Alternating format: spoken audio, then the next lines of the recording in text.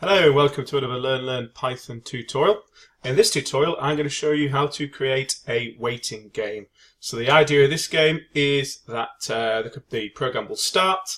It will tell you to wait a number of seconds before pressing enter. You've then got to guess how many seconds that is, then press enter, and it will tell you how far away from the correct answer you are. So let's get started.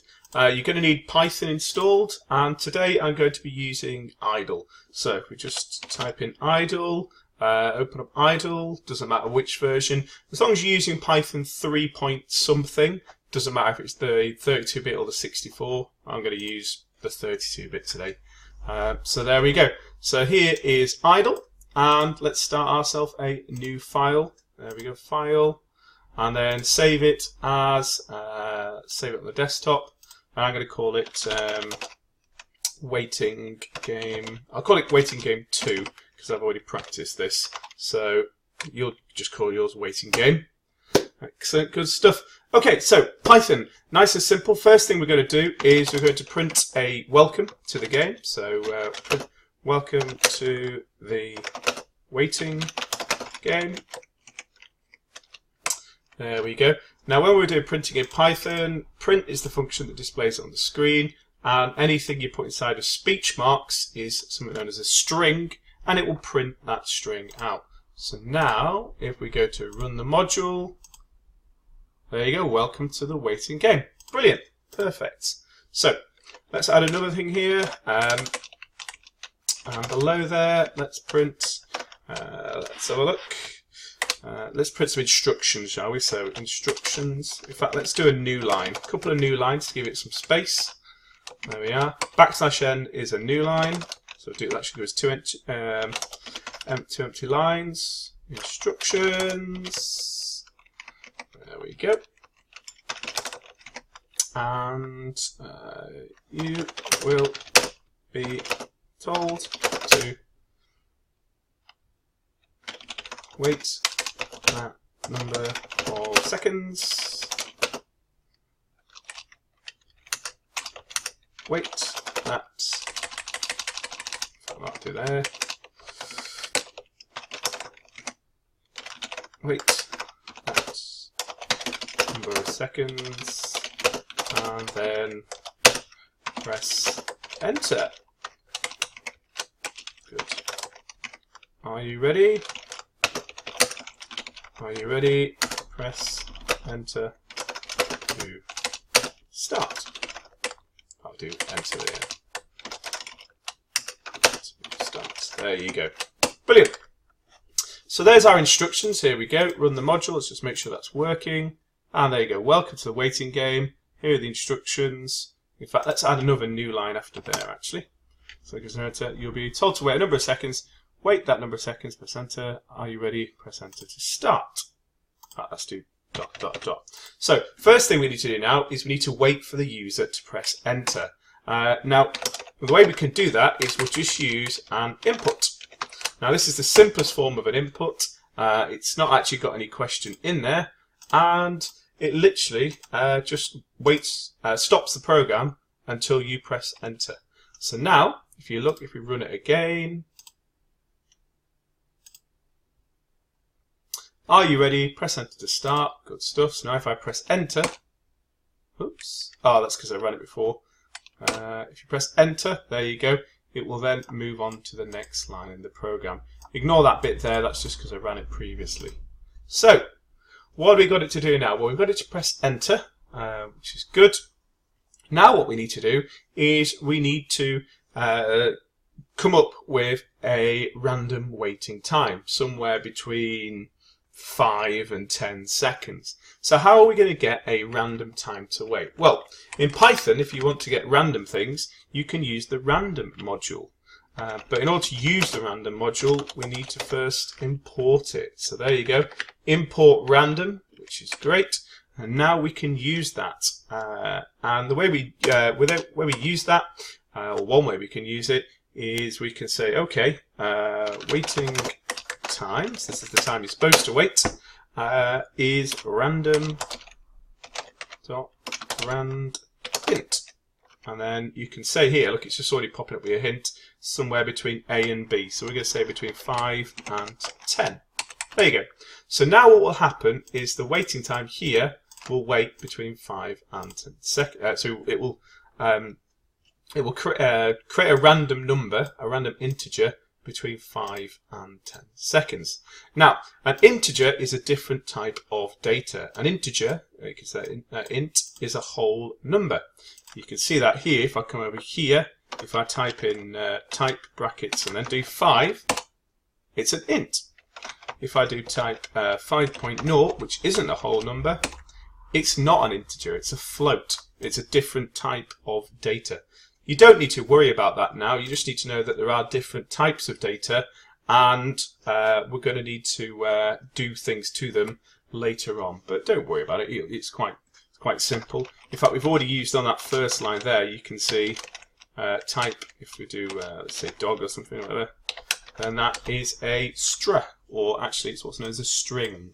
So we've got 3 data types there already that we're going to be using. So we've created a waiting time. Now we need to print that waiting time out to the user. So what do we say here? We say, okay.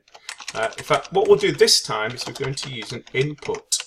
And the reason we're going to use an input this time is we want to display our waiting time, like 10 seconds, and then we need to immediately let them wait for the user to press enter. So we're using an input again, just to allow them to press enter, and now we need to say, okay, please wait for spacebar, and let's use a plus because we're going to add the next bit, waiting time plus seconds. So what we want to happen here now is we want it to say, okay, please wait for, and then whatever their waiting time here, and then seconds. But it's not actually going to work, and I'm going to show you why in a second. But it's a good thing to learn from. If you run the module now, if you press enter the first time, it comes up with a bit of an error. It must be str, not int. And that's because of these up here. Basically, what it's saying here is an input here, using a plus with those two pluses. Because we've got this bit here with a plus, it's wanting this bit here to be a string. But of course, waiting time, we've already said that it's going to be an integer. So that's a string because it's letters. That's a string because it's letters in speech marks. But that's an integer. That's no good. So what do? Well, nice and simple actually. We just convert it here to a string where we're using it. It's known as casting, if you're interested in that sort of thing. Good for the GCSE, because we're casting this data type as another data type temporarily, and that's really important. It doesn't change this stored variable, but it just changes how the computer sees it here so that we can use it. And now, hopefully, if we run the module, press enter to start, and there you go. Please wait for 8 seconds. There we go. Brilliant. Now I noticed there that at 8 seconds there was no space. So let's just put a space inside of that speech marks to give us a bit of a wait. So there we go. So now we've got it to calculate to generate a random number. It's asking us to wait an amount of time. Now what we need to do is we need to work out how long the user actually waited for in between this being displayed here and the question being displayed here, and then pressing the enter button. So we're going to have to keep track of the time.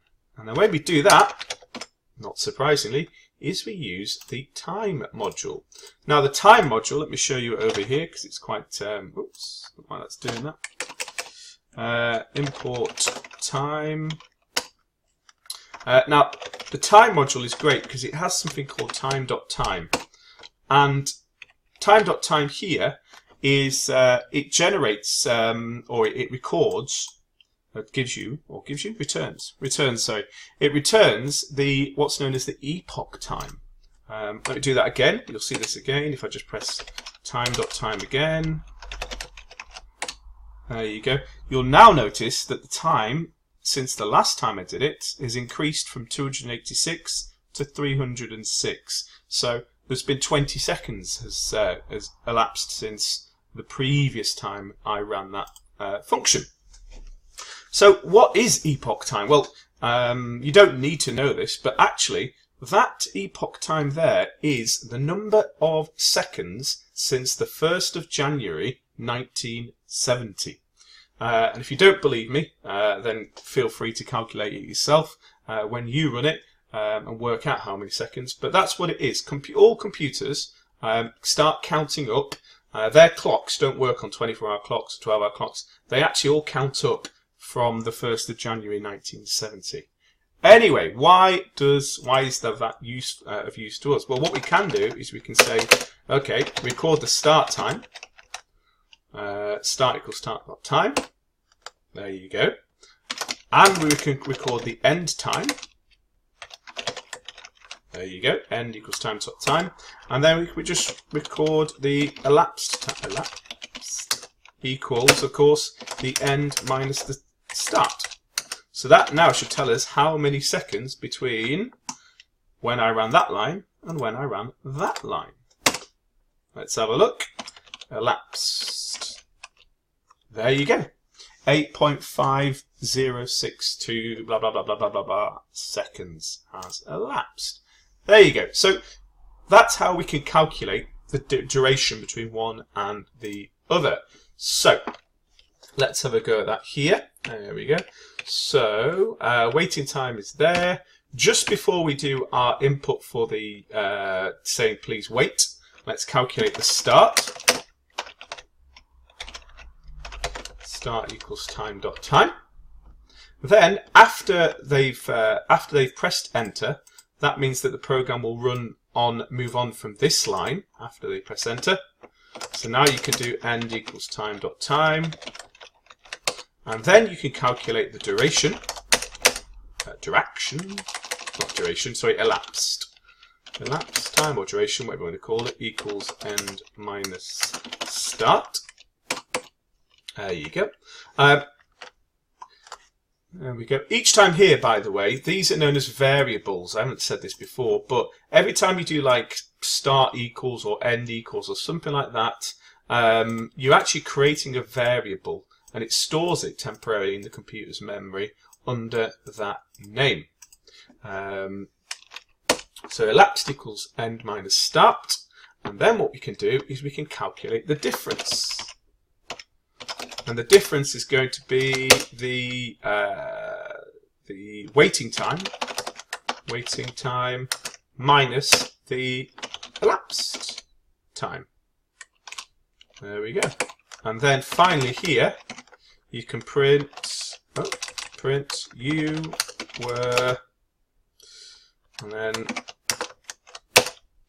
you need to use that string thing again because it's converting difference. This time the difference isn't going to be an integer. I think the difference is going to be a float because it's going to be a decimal number, but it doesn't matter, it still works.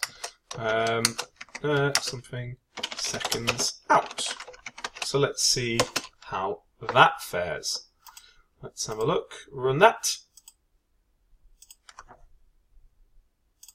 Okay, are you ready? Press enter. Yeah, please wait. 1, 2, 3, 4, 5.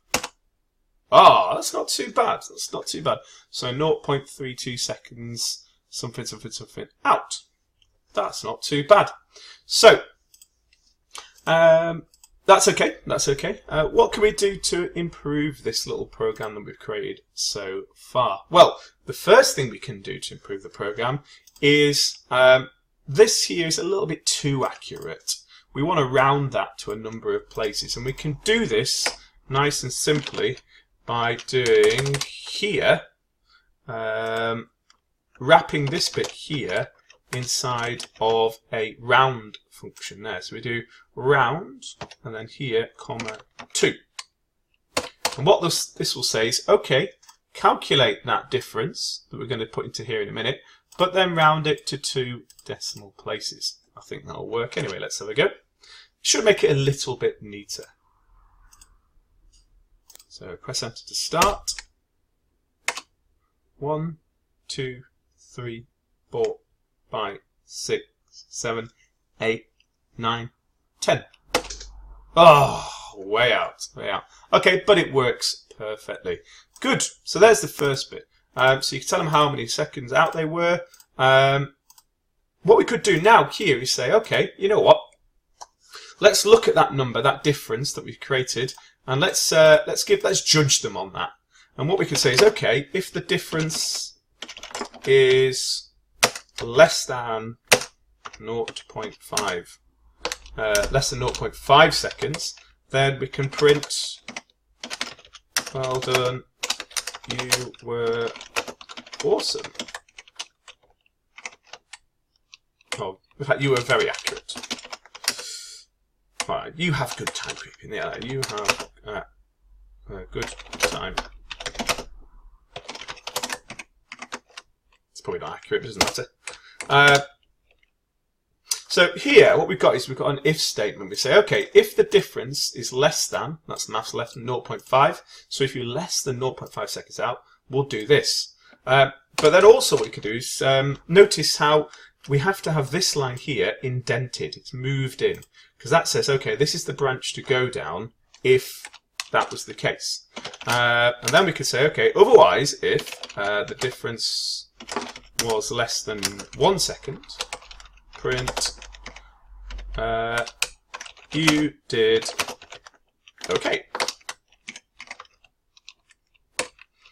So if the difference was less than 0.5, there you go. Otherwise, if the distance is less than 1, that's okay. Otherwise, print you were rubbish.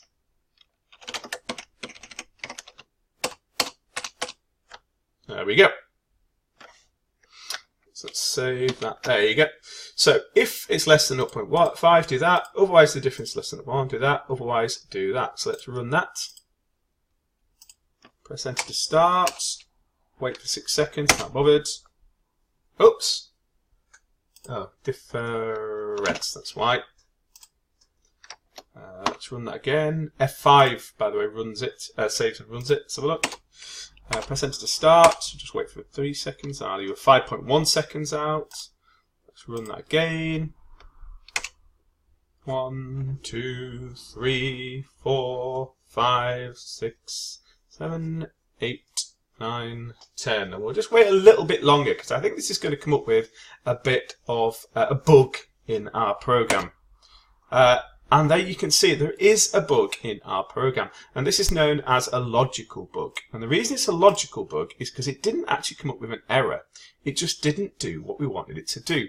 So I thought if it was less than 0.5 seconds out, it would say, well done. But if I waited for ages, then it should have said, because you're greater than 5 seconds out, then it should say you've done rubbish. But because we've got this calculation here, can result in either a positive or a negative number, depending on whether you pressed it too soon or too late.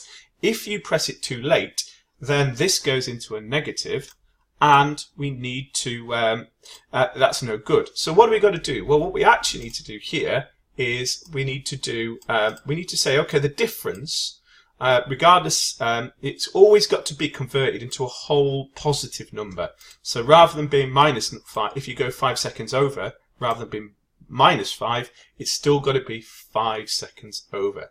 So how are we going to do that? Well, this is actually quite easy. We can use the what's known as the ABS function, the ABS function, which is short for the absolute function. So let me show you how that works. Let's say if we give you absolute of 5, it gives you 5. But if we give you the absolute of minus 5, it still returns 5. And that should work for floats as well, for numbers with decimal places. Let's have a look. Minus 4.5. There you go. There you go. So brilliant. So what we need to do now here is we need to say, okay, we've got the difference, but then we need to we need to change it into the absolute version of it. So what do we do here? Well, we could do it on this line here. We can do difference equals abs difference. That would do it. That's in an extra line. That's quite a sensible way of doing it. It's a good way of laying out your program. Because then it's step by step, and if you're a beginner, I would definitely recommend that. So you're just doing one step at a time, you're finding the difference, you're rounding it, and then you're doing the absolute. If you want to be a slightly more sort of compact programmer, then you can wrap the other bits here inside of an absolute there, if you want to do that. Either is fine, especially at GCC level. You're not going to get marked down for that at all. It's whatever is easier for you. So let's just run that. Okay.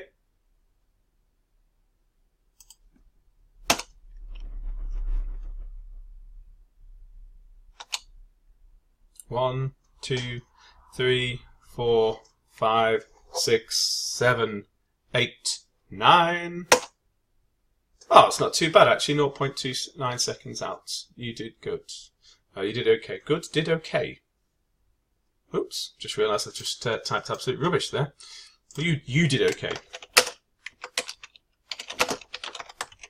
There we go. Brilliant. So there's our program. A nice and easy, simple to follow program. What else can we do to improve it? Well, what we could do actually is rather than having to click run and rerun the program each time, what we could do here is we could say, you know what? Why don't we get all of this to keep repeating? So what we want to say here is at the end, say, okay, input, press enter to try again. There you go. So, and what we really want to happen now is, okay, here we've done it once, wait for them to press enter, and then run all of this code all over again. So how do we do that? Well, we could, of course, just copy all of that, and then paste it, and then paste it, and paste it as many times as we like, but it's not very efficient, and you've got a few problems with that. First of all, it's not very efficient. You're going to have to type it loads and loads of times. Second, if there's any errors or you want to improve your code, you're going to have to improve it lots and lots of times. So we don't want to do that. Really, what we want this to do is just say, okay, all of this code here, let's just repeat it. And the way we can do that is we'll just do a while true loop. While true. So we're saying, okay, here's a while true. And in order to tell the computer which bit of code we want to repeat, we need to, again, indent it. Just like that. So I selected it all and pressed the indent or the tab key on the keyboard. And now what it's saying is, okay, this is an infinite loop. A while true is an infinite loop. Infinite loop. And this infinite loop is going to do all of that code. Brilliant. So now if we run it, module, okay, press enter to start. There you go. 1, 2, 3, 4, 5. Oh, not too bad. Not too bad. There you go. Press enter to try again. Instructions, good stuff. Brilliant. Press enter to start. 1, 2, 3, 4, 5. I did okay. Okay. And there you can see the program is working brilliantly. Now, there's only one more improvement that I could suggest to make on this. But it will involve not using idle, which is the built-in thing. You're going to have to use a command prompt shell instead. So how do we do that? Well, what we need to do is we need to open up our wherever we've saved our file. So here I've saved mine to the desktop, and you can see waiting game 2. And what we need to do here is we need to hold on to the control key, the shift key, right click and open a PowerShell window here. If you aren't using Linux, when you're coding this in Linux, then just open a terminal. You'd probably be used to that if you're using Linux anyway. And now what we can do is we can use, rather than running it in this bit here, we'll just close that now because we don't need that. Let's kill that program there. What we could do now is we can run this in the command prompt shell, and that gives us one thing we can do as well, because that means we can use the OS command. And what we can say here at the start of our program is we can say os.system, so we're going to do a system call, and we're going to use CLS, which means clear the screen. If you're using Linux, then you replace CLS with clear instead, not CLS. So now what it means is if we save it, this time we just save it, and here if we go to Python space waiting game 2.py or whatever yours is called, there you go. Now what it does is it clears the screen and you have a blank screen, and here if we press enter, 1, 2, 3, 4, 5, 6, not too bad.